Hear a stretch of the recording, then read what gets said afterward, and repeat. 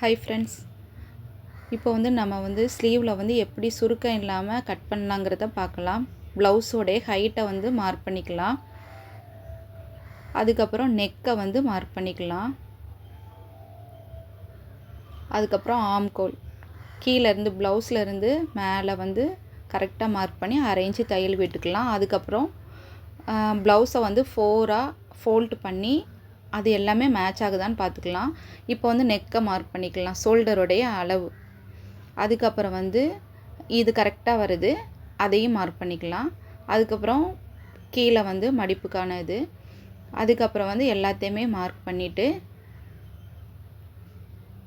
நம்ம ஷோல்டர் எவ்வளோ எடுத்தோமோ அதே ஷோல்டர் மார்க் பண்ணி அதை பாக்ஸ் போட்டுக்கலாம். தையலுக்கான அளவையும் விட்டுறலாம்.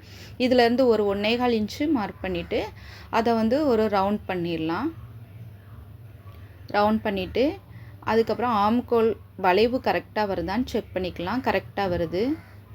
அதுக்கப்புறம் நெக்கை மார்க் பண்ணிக்கலாம்.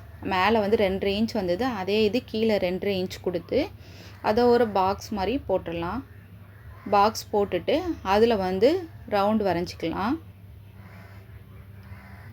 அதுக்கப்புறம் ஸ்லீவை எடுத்து அந்த ஆம்கோல் வளைவோட ஜாயிண்ட் ஆகுதான்னு சொல்லி செக் பண்ணி பார்க்கலாம்.